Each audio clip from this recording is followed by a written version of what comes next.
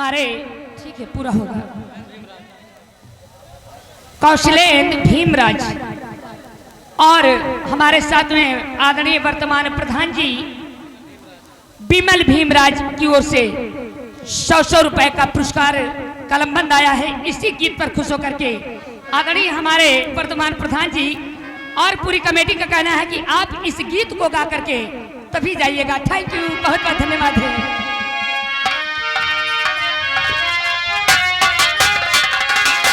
जौन नगरिया पनिया न पाहमई पनिया न पावे भैया पनिया न पाहमई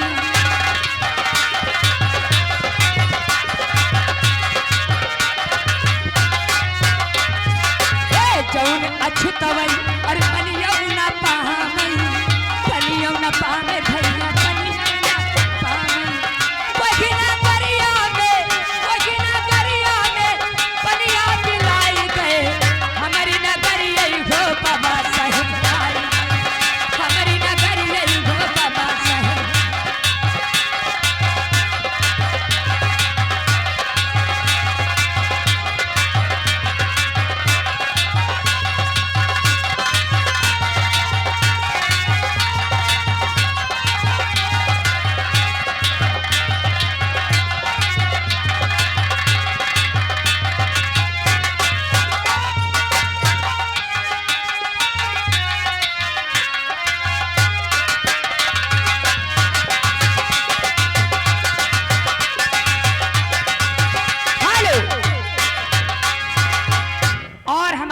आदरणीय राकेश राजवंशी कस्मापुर की ओर से क्या बात है, इसी गीत पर खुश होकर के ये 100 रुपए का पुरस्कार फिर से आया है पुनः मेरे लिए। बहुत बहुत धन्यवाद है, धन्यवाद है। मेला का बेटी ताई मुन्नी लालो का ख्याल करो। अरे जौन न गरिया पढ़ाई न पामई जौन अछुतवैया पढ़ाई न पामई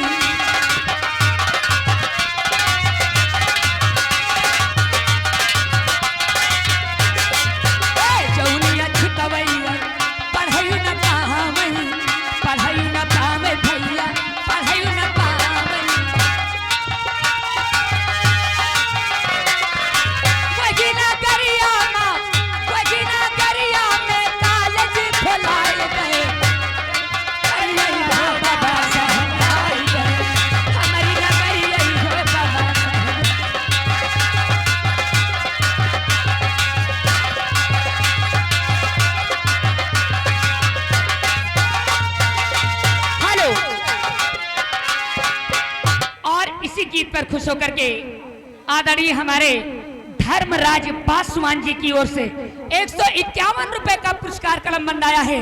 आशीर्वाद की कामना है, मेला 1 साल में लगता है।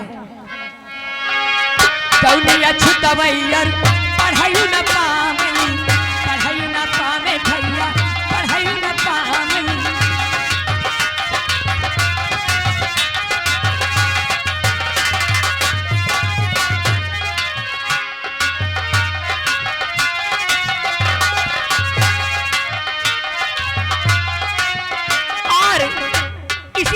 खुश होकर के हमारे बड़े भैया निर्भय पासवान की ओर से क्या बात है, भीमराव अंबेडकर जी आपने जीने का हमें मकसद दिया, बहुत बहुत धन्यवाद है।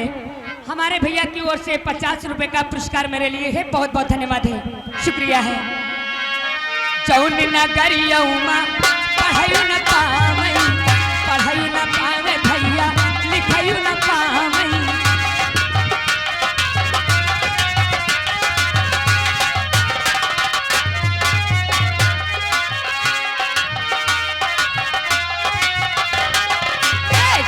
अछुतवैया पढ़ाई न पावे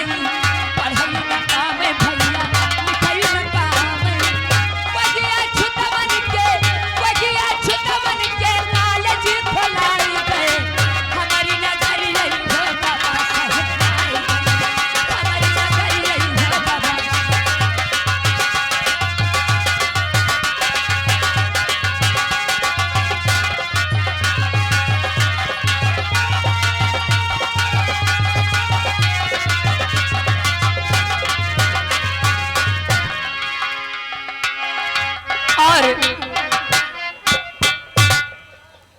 हमारे कमेटी की ओर से कहना है कि बाबा भीमराव अंबेडकर जी का एक बार जयकारा लगा दिया जाए, बहुत बड़ी महान कृपा होगी। बोलो बाबा भीमराव अंबेडकर की जय। बाबा भीम साहब की हो।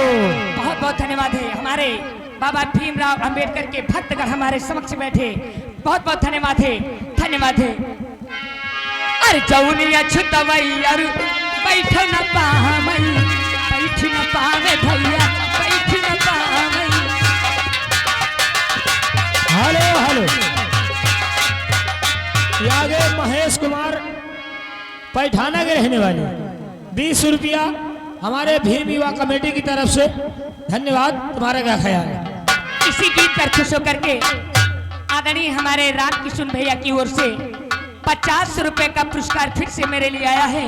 आशीर्वाद की कामना है भैया से, बहुत बहुत धन्यवाद है। हेलो, बंद करो यार, खड़बड़ खड़बड़। आगे हमारे भैया संतोष कुमार, 10 रुपया इनाम मैडम। गाने की फरमाइश सुनाओ।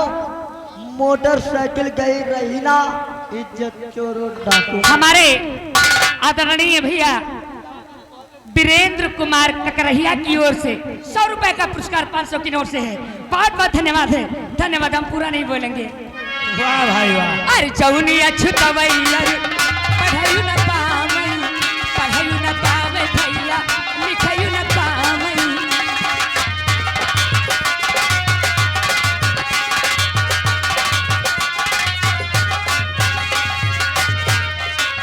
हेलो, आगे हमारे अंकित